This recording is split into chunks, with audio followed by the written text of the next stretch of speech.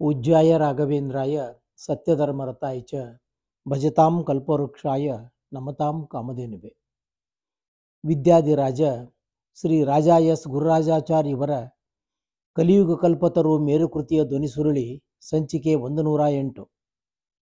ಹಿಂದಿನ ಸಂಚಿಕೆಯಲ್ಲಿ ಶ್ರೀ ಗುರುರಾಜರ ದ್ವಿತೀಯ ಸಂಚಾರ ಎಂಬ ಶೀರ್ಷಿಕೆಯ ಮೊದಲ ಭಾಗ ಕೇಳಿದಿರಿ. ಅದೇ ಶೀರ್ಷಿಕೆಯ ಉಳಿದ ಭಾಗ ಒಳಗೊಂಡ ಸಂಚಿಕೆ 108 ಇದೀಗ ನಿಮಗಾಗಿ. ಶಿವಪಾರ್ವತಿಯರಿಂದ ಪೂಜಿತವಾದ ಈ ಶ್ರೀ ಸೀತಾರಾಮ ಪ್ರತಿಮೆಗಳು ಮುಂದೆ ದಕ್ಷ ಪ್ರಜೇಶ್ವರರ ಕೈ ಸೇರಿ ಅವರಿಂದ ಅರ್ಚಿಸಲ್ಪಟ್ಟವು. ತರುವಾಯ ಸೌರಭ ಋಷಿಗಳು ಇವನ್ನು ಪಡೆದು ಪೂಜಿಸಿದರು. ಕೆಲಕಾಲ ನಂತರ ಇವು ಮತ್ತೆ ಸತ್ಯಲೋಕದಲ್ಲಿ ಕಂಗೊಳಿಸಿ ಪೂಜೆಗೊಂಡವು. ವಿವಸ್ವಾನ್ ತನ್ನ ತಪಸ್ಸಿನಿಂದ ಈ ಪ್ರತಿಮೆಗಳನ್ನು ಪಡೆದು ಪೂಜಿಸಿ ತನ್ನ ಪುತ್ರನಾದ ವ್ಯವಸ್ವತ ಮನುವಿಗಿತ್ತನು. ಅದೇ ಸೂರ್ಯವಂಶ ಪರಂಪರೆಯಲ್ಲಿ ಬಂದ ಇಕ್ಷ್ವಾಕುವು ಈ ಅಸಾಧಾರಣ ಪ್ರತಿಮೆಗಳನ್ನು ತನ್ನ ಕುಲದೇವತೆಗಳೆಂದು ಆರಾಧಿಸಿದನು. ಮುಂದೆ ಅವನ ವಂಶಜರಾದ ಮಾಂಧಾತ, ಅನರಣ್ಯ, ತ್ರಿಶಂಕು, ಹರಿಶ್ಚಂದ್ರ, ಸಗರ, ಭಗೀರಥ, ಅಂಬರೀಷ, ದಿಲೀಪ ಮೊದಲಾದ ಚಕ್ರವರ್ತಿಗಳು ಪೂಜಿಸಿ ಪುನೀತರಾದರು. ದಶರಥ ಚಕ್ರವರ್ತಿಯು ಈ ಪ್ರತಿಮೆಗಳನ್ನು ಶ್ರದ್ಧಾ ಭಕ್ತಿಗಳಿಂದ ಆರಾಧಿಸಿ ಶ್ರೀರಾಮಚಂದ್ರನ ಅವತಾರವಾದ ಮೇಲೆ ತನ್ನ ಕುಮಾರನಿಗೆ ಈ ಪ್ರತಿಮೆಯ ಹೆಸರನ್ನೇ ಇಟ್ಟನು. ಅಂದಿನಿಂದ ಈ ಪ್ರತಿಮೆಗೆ ಶ್ರೀ ಮೂಲರಾಮಚಂದ್ರನೆಂದು ಹೆಸರಾಯಿತು. ಭಗವಂತನಾದ ಶ್ರೀರಾಮಚಂದ್ರ ಪ್ರಭುವು ಈ ಪ್ರತಿಮೆಗಳನ್ನು ಪೂಜಿಸಿದ್ದರಿಂದಲೂ ಆ ರಾಮ ಈ ರಾಮರಲ್ಲಿ ಅಭೇದವೇ ಇದ್ದರೂ ವ್ಯವಹಾರಕ್ಕಾಗಿ ಆ ರಾಮನಿಂದ ಪೂಜಿತನಾದ್ದರಿಂದ ಈ ರಾಮನು ಮೂಲರಾಮನೆನಿಸಿ ಮಂಗಳನಾಮ ವಿಭೂಷಿತನಾಗಿ ಪ್ರಖ್ಯಾತನಾದನು. ಶ್ರೀರಾಮಚಂದ್ರನು ಲೋಕ ಕಲ್ಯಾಣ, ಪ್ರಜಾರಂಜನೆ, ಪ್ರಜಾಹಿತ ಸಾಧನೆಗಾಗಿ ಹೆಚ್ಚು ಕಾಲ ದರ್ಬಾರಿನಲ್ಲಿಯೇ ಇರುತ್ತಿದ್ದರಿಂದ ಪತಿಯ ವಿರಹದಿಂದ ಬಳಲುತ್ತಿದ್ದ ಸೀತಾಮಾತೆಗೆ ರಾಮಚಂದ್ರನು ಸಮಾಧಾನ ಹೇಳಿ ಈ ಪ್ರತಿಮೆಗಳನ್ನು ಸೀತಾದೇವಿಗೆ ನೀಡಿ ವೃತ್ತಪೀಠ ಲಂಬಕರ್ಣ ತ್ರಿವಕ್ರ ಸೀತೆಯ ಸಹ ಮಮೇಯಂ ಪ್ರತಿಮಾದೇವಿ ನಾತ್ರಕಾರ್ಯ ವಿಚಾರಣ ದೇವಿ, ದುಂಡು ಪೀಠದ ಉದ್ದ ಕಿವಿಯ 3 ಕಡೆ ವಕ್ರವಾಗಿರುವ ಸೀತೆಯೆಂದೊಡಗೂಡಿದ ಈ ಪ್ರತಿಮೆಯು ನನ್ನ ಸಂಬಂಧಿಯಾಗಿದ್ದು ನಾನೇ ಈ ಪ್ರತಿಮೆಯೆಂದು ಭಾವಿಸಿ ಇದರೊಡನೆ ಕಾಲವನ್ನು ಕಳೆ.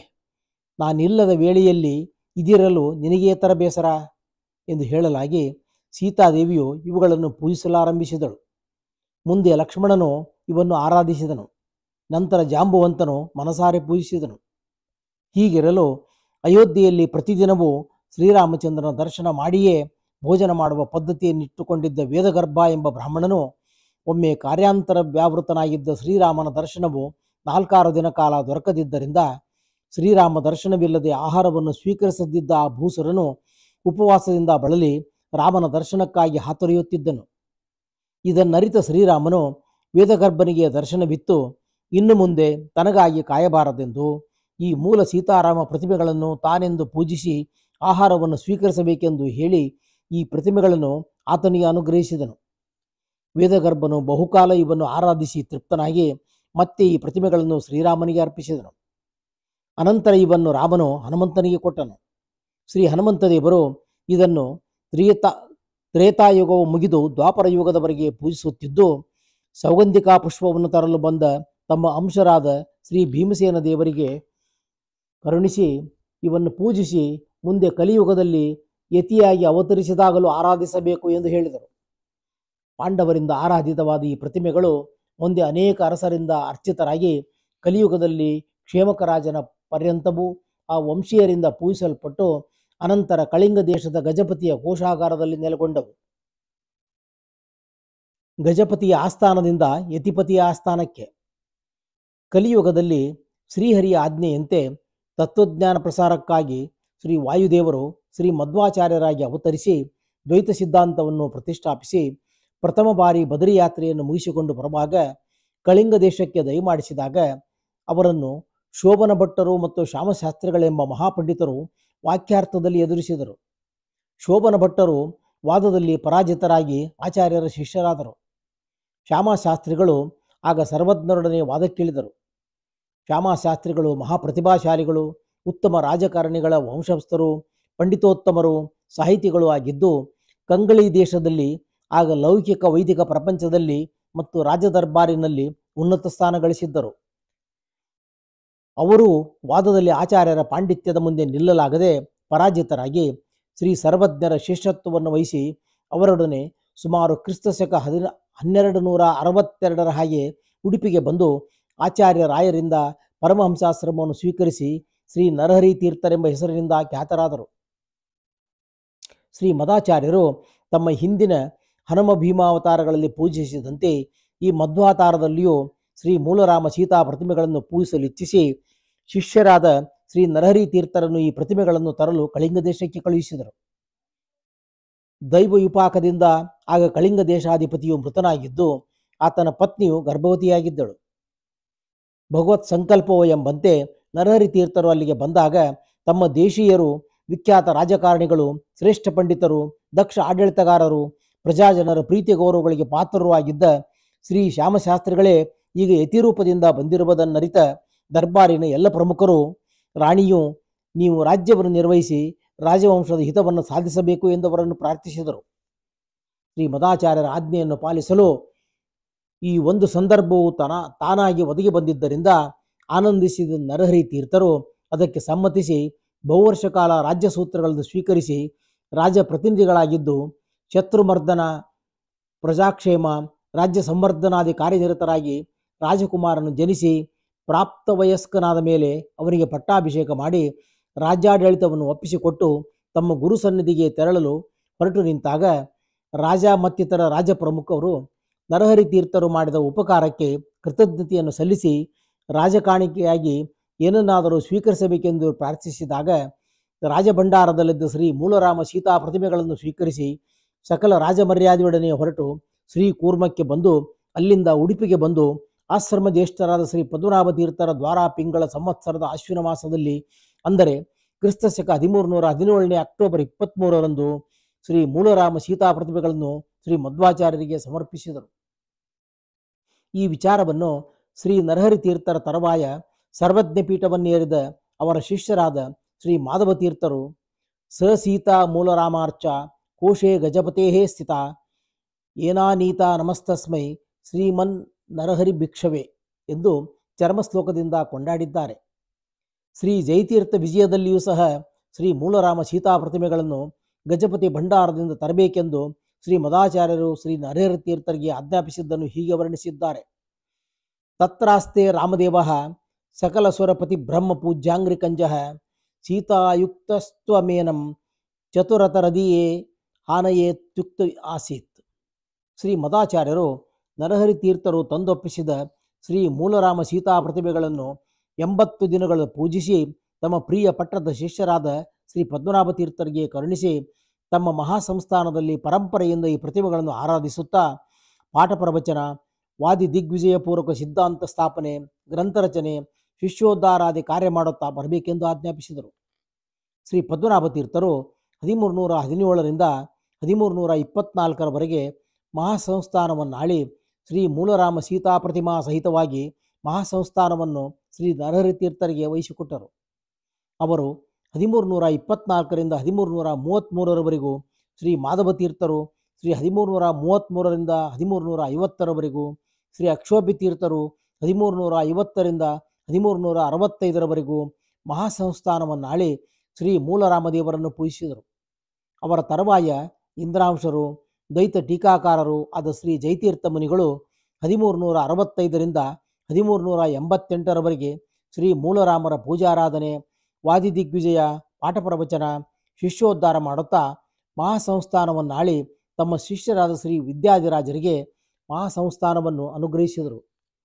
ಈ ಮಹಾಪರಂಪರೆಯಲ್ಲಿ ಶ್ರೀ ವಿದ್ಯಾಧಿರಾಜರು, ಶ್ರೀ ಕವೀಂದ್ರರು, ಶ್ರೀ ವಾಗೀಶರು, ಶ್ರೀ ರಾಮಚಂದ್ರ ತೀರ್ಥರು ಮತ್ತು ಅವರ ಪಟ್ಟದ ಶಿಷ್ಯರಾದ ವಿಬುಧೇಂದ್ರ ತೀರ್ಥರು ಮಹಾಸಂಸ್ಥಾನವನ್ನಾಳಿ ಶ್ರೀ ಮೂಲರಾಮ ಸೀತಾ ಪ್ರತಿಮೆಗಳನ್ನು ಆರಾಧಿಸಿ ಬಹುವಿಧವಾಗಿ ಆಚಾರ್ಯರ ಸಿದ್ಧಾಂತವನ್ನು ಅಭಿವೃದ್ಧಿಪಡಿಸಿದರು. ಆ ತರುವಾಯ ಶ್ರೀ ವಿಬುಧೇಂದ್ರ ತೀರ್ಥರು ವಿರಾಜಿಸಿದ ಶ್ರೀ ಸರ್ವಜ್ಞರ ವೇದಾಂತ ಸಾಮ್ರಾಜ್ಯದಲ್ಲಿ ಕ್ರಮವಾಗಿ ಶ್ರೀ ಜಿತಾಮಿತ್ರರು, ಶ್ರೀ ರಘುನಂದನ ತೀರ್ಥರು, ಶ್ರೀ ಸುರೇಂದ್ರ ತೀರ್ಥರು, ಶ್ರೀ ವಿಜಯೇಂದ್ರ ತೀರ್ಥರು, ಶ್ರೀ ಸುಧೀಂದ್ರ ತೀರ್ಥರುಗಳು ಶ್ರೀ ಮದಾಚಾರ್ಯರ ಮಹಾಸಂಸ್ಥಾನವನ್ನಾಳಿ ಶ್ರೀ ಮೂಲರಾಮದೇವರನ್ನು ಆರಾಧಿಸುತ್ತಾ ದ್ವೈತ ಸಿದ್ಧಾಂತದ ವಿಜಯ ಪತಾಕೆಯನ್ನು ದೇಶದಲ್ಲೆಲ್ಲ ಮೆರೆಸಿದರು. ಹಿಂದೆ ಶ್ರೀ ವಾಮನರೂಪಿ ಪರಮಾತ್ಮನು ಬಲಿಚಕ್ರವರ್ತಿಯಿಂದ 3 ಪಾದ ಭೂಮಿಯನ್ನು ಯಾಚಿಸಿ ತ್ರಿವಿಕ್ರಮನಾಗಿ ಬೆಳೆದು ಸಮಸ್ತ ಲೋಕಗಳನ್ನು ಆಕ್ರಮಿಸಿ ಬಲಿಯನ್ನು ಪಾತಾಳಕ್ಕೆ ಮೆಟ್ಟಿ ಅಲ್ಲಿ ಅವನ ಮನೆಯನ್ನು ಕಾಯುತ್ತಾ ರಕ್ಷಕನಾಗಿ ನಿಂತು ಅನುಗ್ರಹಿಸಿದ ಸಂದರ್ಭದಲ್ಲಿ ಶ್ರೀ ಪ್ರಹ್ಲಾದರಾಜರು ಶ್ರೀ ವಾಮನರೂಪಿ ಹರಿಯನ್ನು, ದೇವ, ಬಲಿಯಲ್ಲಿ ಎಂಥ ಅನುಗ್ರಹ ಮಾಡಿರುವೆ, ನನ್ನಲ್ಲೇಕೆ ಅಂತ ಅನುಗ್ರಹ ಮಾಡಲಿಲ್ಲ ಎಂದು ಪ್ರಶ್ನಿಸಿದಾಗ ಶ್ರೀ ವಾಮನದೇವರು, ಪಾಪರಹಿತನಾದ ಪ್ರಹ್ಲಾದ, ನಿನ್ನಲ್ಲಿ ಮಾಡಿರುವ ಅನುಗ್ರಹವನ್ನು ನಾನು ಮತ್ತಾರಲ್ಲೂ ಮಾಡಿಲ್ಲ. ನಿನ್ನ ಪೌತ್ರನೆಂದೇ ಈ ಬಲಿರಾಜನಲ್ಲಿ ಹೀಗೆ ಅನುಗ್ರಹಿಸಿದ್ದೇನೆ. ನೀನು ನನ್ನ ಸನ್ನಿಧಿಗೆ ಬರಲು ಬಹುಕಾಲ ಬೇಕು. ಆ ಕಾಲವನ್ನು ಹೇಳುವೆನು ಕೇಳು. ಯದ್ಯದ್ವೈದ ಸಮ್ಮಾತ್ಮ ನೀನ ಮನಗ ಎಚ್ಚಾಂತಿಮೇ ಚಾಂತಿಮೆ. ಪಾಪರಹಿತನಾದ ಪ್ರಹ್ಲಾದ, ನೀನು ಬ್ರಹ್ಮ ಸಂಬಂಧಿಯಾದ, ಅಂದರೆ ಬ್ರಹ್ಮ ಕರಾರ್ಚಿತವಾದ ನನ್ನದೇ ಆದ ಮೂಲರಾಮ ಪ್ರತಿಮೆಯನ್ನು ಅಂತಿಮ ಯುಗವಾದ ಕಲಿಯುಗದಲ್ಲಿ, ಅಂತಿಮ ಅವತಾರದಲ್ಲಿ, ಕೊನೆಯ ಆಶ್ರಮವಾದ ಯತ್ಯಾಶ್ರಮದಲ್ಲಿ ಬಹುಕಾಲ ಪೂಜಿಸಿ ನಂತರ ನನ್ನ ಸನ್ನಿಧಿಯಲ್ಲಿ ಸರ್ವದಾ ಸುಖಿಸುತ್ತೀಯೇ ಎಂದು ಆಜ್ಞಾಪಿಸಿದರು. ಮುಂದೆ ಭಗವಂತನ ಸಂಕಲ್ಪ ಆಜ್ಞೆಯಂತೆ ಶ್ರೀ ಮೂಲರಾಮನ ಪೂಜೆ, ದ್ವೈತ ಸಿದ್ಧಾಂತದ ಸ್ಥಾಪನೆ, ಗ್ರಂಥ ರಚನೆ, ತತ್ವಧರ್ಮ ಪ್ರಸಾರ, ಲೋಕ ಕಲ್ಯಾಣಾರ್ಥವಾಗಿ ಶ್ರೀ ಪ್ರಹ್ಲಾದರು ತಮ್ಮ ಕೊನೆಯ ಅವತಾರವನ್ನು ತಾಳಿ ಶ್ರೀ ರಾಘವೇಂದ್ರ ಯತೀಂದ್ರರೆಂಬ ಹೆಸರಿನಿಂದ ಅವತರಿಸಿದರು. ಈ ಮೇಲೆ ಹೇಳಿದ ಮಹತ್ ಕಾರ್ಯಗಳನ್ನು ಮಾಡಲು ಸುಗ ಪರಮಹಂಸಾಶ್ರಮವನ್ನು ಸ್ವೀಕರಿಸಬೇಕೆಂದು ಸಾಕ್ಷಾತ್ ಶ್ರೀ ವಾಗ್ದೇವಿಯ ಪ್ರತ್ಯಕ್ಷಳಾಗಿ ತಿಳಿಸಿದಳು.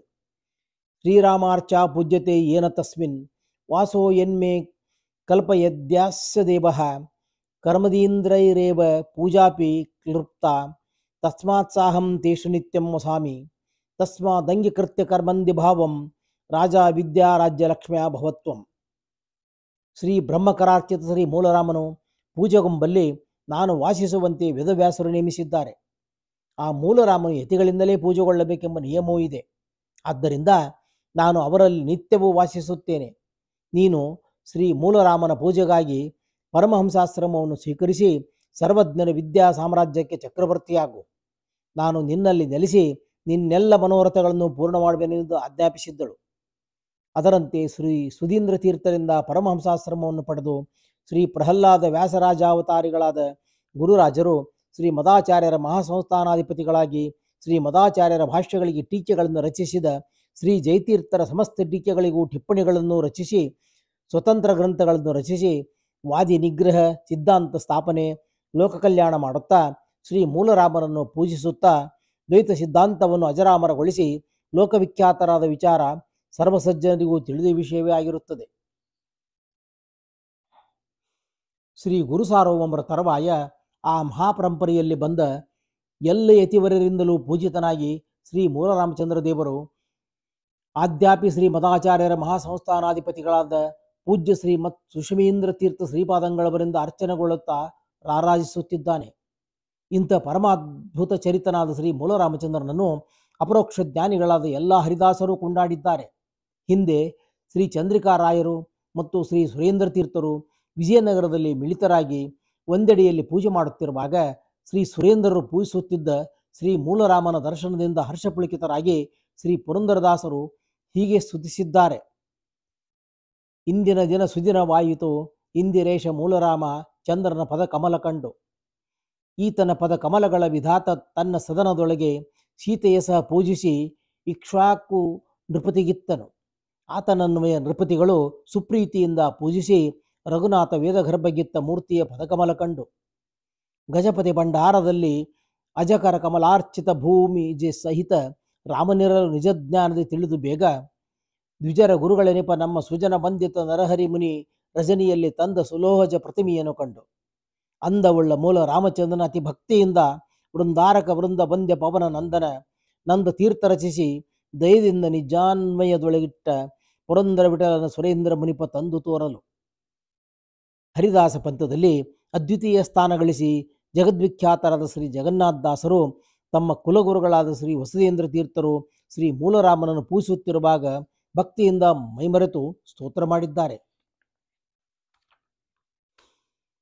ಹೀಗೆ ಶ್ರೀ ಮೂಲರಾಮನ ಚರಿತ್ರೆ, ಅವನು ಶ್ರೀ ಮದಾಚಾರ್ಯರಿಗೆ ಒಲಿದು ಬಂದು ಪೂಜೆ ಸ್ವೀಕರಿಸಿದ ವಿಚಾರ ಮತ್ತು ಮಧ್ವಾಚಾರ್ಯರ ಮುಖ್ಯ ಸಂಸ್ಥಾನದಲ್ಲಿ ಪರಂಪರೆಯಿಂದ ಪೂಜೆಗೊಳ್ಳುತ್ತಾ ರಾಘವೇಂದ್ರ ಗುರು ಸಾರ್ವಭೌಮರಿಂದ ಬಹುಕಾಲ ಅರ್ಚನೆಗೊಂಡು ಶ್ರೀ ಮೂಲರಾಮನು ಅವರಲ್ಲಿ ವಿಶೇಷ ಅನುಗ್ರಹ ಮಾಡಿ ಅವರ ಮೂಲಕ ಲೋಕ ಕಲ್ಯಾಣ ಮಾಡಿಸುತ್ತಿರುವ ವಿಚಾರಗಳನ್ನು ಅರಿಯುವುದರಿಂದ ಶ್ರೀ ಗುರುರಾಜರ ಭಕ್ತರಿಗೆ ಅಧಿಕ ಭಕ್ತಿ ಶ್ರದ್ಧೆಗಳುಂಟಾಗಿ ಮೂಲರಾಮ ಶ್ರೀ ಮದಾಚಾರ್ಯರು, ಶ್ರೀ ಟೀಕಾರಾಯರು ಮತ್ತು ರಾಘವೇಂದ್ರ ಸ್ವಾಮಿಗಳವರ ಪೂರ್ಣ ಅನುಗ್ರಹ ಉಂಟಾಗಿ ಅವರಿಗೆ ಸಕಲ ಸನ್ಮಂಗಳಗಳು ದೊರಕುವುದರಲ್ಲಿ ಸಂದೇಹವಿಲ್ಲ.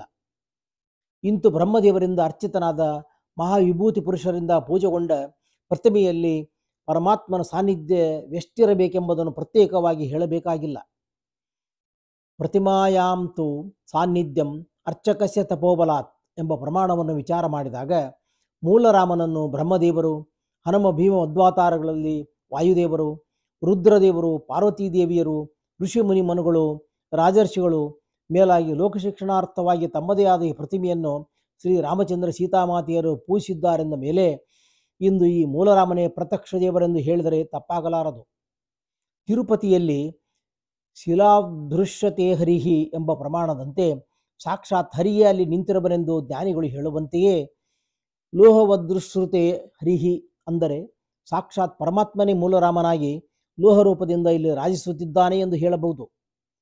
ಇಂಥ ಮಹಾಮಹಿಮೋಪೇತ ಪ್ರತಿಮೆಯನ್ನು ಪೂಜಿಸುವವರು ಮಹಾಸುಕೃತಶಾಲಿಗಳು, ವಿಭೂತಿ ಪುರುಷರು, ಶ್ರೀಹರಿ ಅನುಗ್ರಹಕ್ಕೆ ಪೂರ್ಣ ಪಾತ್ರರಾದ ದೇವಾಂಶರೆಂದು ಘಂಟಾಘೋಷವಾಗಿ ಹೇಳಬಹುದು. ದುಂಡು ಪೀಠದ ಜೋಲು ಕಿವಿಯ ಸೊಟ್ಟ ಭಂಗಿಯ ಈ ಮೂಲರಾಮನ ಪೂಜೆಗಾಗಿಯೇ ಶ್ರೀ ಪ್ರಹ್ಲಾದಾವತಾರಿಗಳಾದ ಶ್ರೀ ವ್ಯಾಸರಾಜರು ಮತ್ತು ರಾಘವೇಂದ್ರ ಸ್ವಾಮಿಗಳಿಗೆ ಅವತರಿಸಿದ ಮೇಲೆ ಲೋಕ ವಿಲಕ್ಷಣ ಮೂರ್ತಿಯಾದ ಶ್ರೀ ಮೂಲರಾಮಚಂದ್ರನ ಬಗ್ಗೆ ಹೆಚ್ಚು ವಿವರ ಬೇಕಿಲ್ಲವಷ್ಟೇ. ಹೀಗೆ ಚತುರ್ಯುಗ ಮೂರ್ತಿಯಾದ ಶ್ರೀ ಮೂಲರಾಮಚಂದ್ರ ದೇವರ ಪೂಜಾರಾಧನೆ ಮಾಡುತ್ತಾ ಶ್ರೀ ಗುರುರಾಜರು ನವಬೃಂದಾವನದಿಂದ ಮುಂದೆ ಸಂಚಾರ ಹೊರಟರು. ಮಹಾಮಹಿಮರಾದ ಶ್ರೀಗಳವರು ತಮ್ಮ ಪಾದರಜಸ್ಸಿನಿಂದ ಭೂಮಿಯನ್ನು ಪಾವನಗೊಳಿಸುತ್ತಾ ಶಿಷ್ಯರಿಗೆ ಮಂತ್ರಮುದ್ರಾಧಾರಣ, ಭಕ್ತ ಧಾರ್ಮಿಕ ಜನರಿಗೆ ಗುರುಪದೇಶ, ಶ್ರೀ ಮೂಲರಾಮರ ಸಂದರ್ಶನ, ತೀರ್ಥಪ್ರಸಾದ, ತತ್ವಧರ್ಮೋಪದೇಶಾದಿಗಳನ್ನು ಮಾಡಿ ಅನುಗ್ರಹಿಸುತ್ತಾ ಸಂಚಾರ ಮಾಡುತ್ತಿದ್ದರು. ಶ್ರೀಯವರು ಕೈಗೊಂಡ ಈ ಬಾರಿಯ ಸಂಚಾರ ವೈಶಿಷ್ಟ್ಯಪೂರ್ಣವಾಗಿದ್ದಿತು. ವಿವಿಧ ರೋಗಾದ್ಯುಪದ್ರವಗಳಿಂದ, ಮಾನಸಿಕಾದಿ ರೋಗಗಳಿಂದ ಕಷ್ಟಪಡುತ್ತಿದ್ದವರು, ಗ್ರಹಬಾಧೆ, ಕಡು ದಾರಿದ್ರ್ಯಗಳಿಂದ ಬಳಲುತ್ತಿದ್ದವರು, ಪುತ್ರಾಪೇಕ್ಷಿಗಳು, ದೀನದಲಿತ ಜನರು ಶ್ರೀಪಾದಂಗಳವರ ದರ್ಶನ, ಮಂತ್ರಪೂರಿತ ಅನ್ನಿಕ, ಜಲಪ್ರೋಕ್ಷಣ, ಅಭಿಮಂತ್ರಿತ ಮಂತ್ರಾಕ್ಷತಾ ಪ್ರದಾನ ಆಶೀರ್ವಾದಗಳಿಂದ ತಮ್ಮೆಲ್ಲ ರೋಗ ದಾರಿದ್ರ್ಯ ಕಷ್ಟಗಳಿಂದ ಪಾರಾಗಿ ಪುತ್ರ ಪ್ರಾಪ್ತಿ ಮನೋರಥ ಸಿದ್ಧಿಗಳಿಂದ ಅಪಾರ ಸುಖ ಶಾಂತಿಗಳನ್ನು ಪಡೆದು ಕೃತಾರ್ಥರಾಗುತ್ತಿದ್ದರು. ಶ್ರೀಗಳವರ ಈ ದೀನದಲಿತ ಜನರ ಉದ್ಧಾರ, ಸರ್ವಜನ ಹಿತಾಕಾಂಕ್ಷೆ, ಲೋಕ ಕಲ್ಯಾಣ ದೀಕ್ಷೆಗಳ ಕೀರ್ತಿಯು ಎಲ್ಲೆಡೆ ಹರಡಿ ಹೋದಲ್ಲಿ ಜನ ಜಂಗುಳಿಯೇ ಗುರುಗಳ ದರ್ಶನ ಅನುಗ್ರಹಾಶೀರ್ವಾದಗಳಿಗಾಗಿ ಆತರಿಯುತ್ತಿತ್ತು. ಕೃಪಾಸಾಗರರು, ಉದಾರ ಅಂತಃಕರಣ, ಪೂರ್ಣ ಸಾತ್ವಿಕ ತೇಜೋ ವಿಭೂಷಿತರೂ ಆದ ಗುರುವರ್ಯರು ಸರ್ವರ ಹಿತಗೈಯುತ್ತಾ ಲೋಕ ಕಲ್ಯಾಣ ಮಾಡುತ್ತಾ ಸಕಲ ಸಜ್ಜನರ ಭಕ್ತಿ ಗೌರವಗಳಿಗೆ ಪಾತ್ರರಾಗುತ್ತಿದ್ದರು.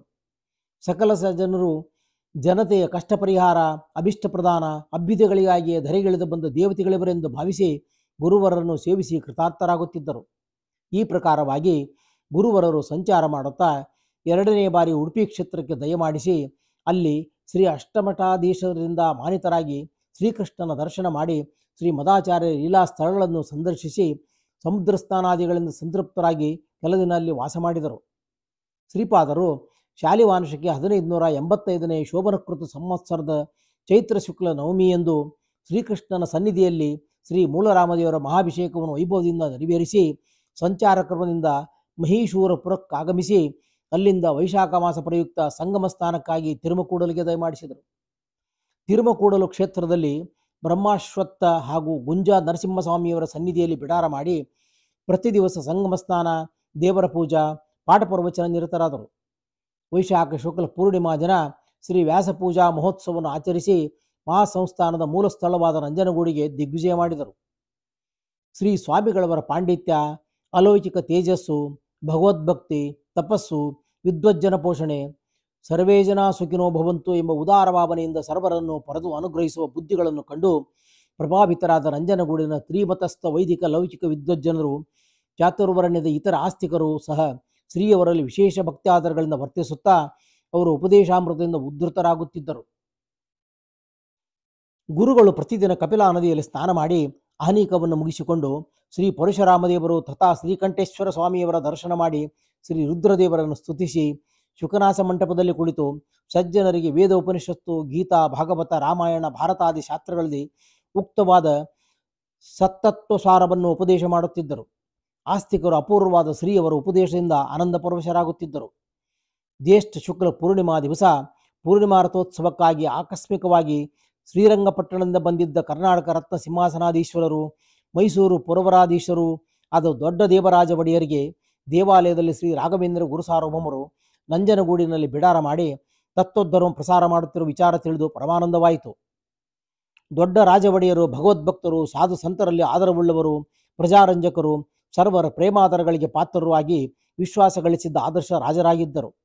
ಅವರು ಗುರುಗಳ ದರ್ಶನಾಕಾಂಕ್ಷಿಗಳಾಗಿ ಮಿತ ಪರಿವಾರದೊಡನೆ ಶ್ರೀಮಠಕ್ಕೆ ಬಂದರು.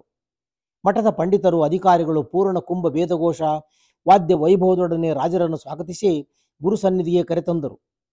ಅಪೂರ್ವ ವರ್ಚು ವಿಭೂಷಿತರು, ಮಹಾ ತೇಜಸ್ವಿಗಳು ಆದ ಗುರುಪಾದರನ್ನು ಕಂಡು ಮಹಾರಾಜರು ಸಾಷ್ಟಾಂಗ ಬೆರಗಿ ಫಲಪುಷ್ಪಹಾರ ಕಿಲ್ಲತ್ತು ಕಾಣಿಕೆಗಳನ್ನು ಸಮರ್ಪಿಸಿದರು. ದೊಡ್ಡ ರಾಜ ಒಡೆಯರು ಕೃತಾಂಜಲಿ ಪುಟರಾಗಿ, ಮಹಾಸ್ವಾಮಿ, ತಮ್ಮ ದರ್ಶನದಿಂದ ಪುನೀತನಾದೆ. ತಾವು ನಮ್ಮ ರಾಜಧಾನಿ ಶ್ರೀರಂಗಪಟ್ಟಣಕ್ಕೆ ವಿಜಯ ಮಾಡಿಸಿ ರಾಜಧಾನಿಯಲ್ಲಿಯೇ ಈ ವರ್ಷದ ಚಾತುರ್ಮಾಸ ವ್ರತಕ್ಕೆ ಕುಳಿತು ದೇವರ ದರ್ಶನ ಉಪದೇಶಾಮೃತಗಳಿಂದ ನಮ್ಮನ್ನು ನಮ್ಮ ಪ್ರಜರನ್ನು ಸುಕೃತ ಬಾಹ್ಯಗಳನ್ನಾಗಿ ಮಾಡಬೇಕಾಗಿ ಪ್ರಾರ್ಥಿಸುತ್ತೇನೆ ಎಂದು ವಿನಯದಿಂದ ವಿಜ್ಞಾಪಿಸಿದರು. ಮಹಾರಾಜರ ವಿನಯ, ಭಕ್ತಿ, ಸಾತ್ವಿಕ ಪ್ರವೃತ್ತಿಗಳನ್ನು ಕಂಡು ಸಂತುಷ್ಟರಾದ ಗುರುರಾಜರು ಮಹಾಪ್ರಭುಗಳ ಕೋರಿಕೆಯಂತೆ ಚಾತುರ್ಮಾಸ್ಯ ಸಂಕಲ್ಪಕ್ಕಾಗಿ ರಾಜಧಾನಿಗೆ ಬರಬಹುದಾಗಿ ಭರವಸೆ ನೀಡಿ ರಾಜೋಚಿತ ರೀತಿಯಲ್ಲಿ ಪ್ರಭುಗಳನ್ನು ಸತ್ಕರಿಸಿ ಫಲಮಂತ್ರಾಕ್ಷತೆ, ಪುಷ್ಪಹಾರ, ಕಿಲ್ಲತ್ತುಗಳನ್ನು ಅನುಗ್ರಹಿಸಿ ಆಶೀರ್ವದಿಸಿದರು. ಶ್ರೀಪಾದಂಗಳವರಿಗೆ ನಮಸ್ಕರಿಸಿ ಅಪ್ಪಣೆ ಪಡೆದು ಮಹಾರಾಜರು ರಾಜಧಾನಿಗೆ ತೆರಳಿದರು. ಇಲ್ಲಿಗೆ ಸಂಚಿಕೆ 108 ಮುಕ್ತಾಯ. ಶ್ರೀರಂಗಪಟ್ಟಣದಲ್ಲಿ ರಾಜಗೌರವ ಎಂಬ ಶೀರ್ಷಿಕೆಯೊಂದಿಗೆ ಮುಂದಿನ ಸಂಚಿಕೆ ಆರಂಭ. ಶ್ರೀಕೃಷ್ಣಾರ್ಪಣಮಸ್ತು.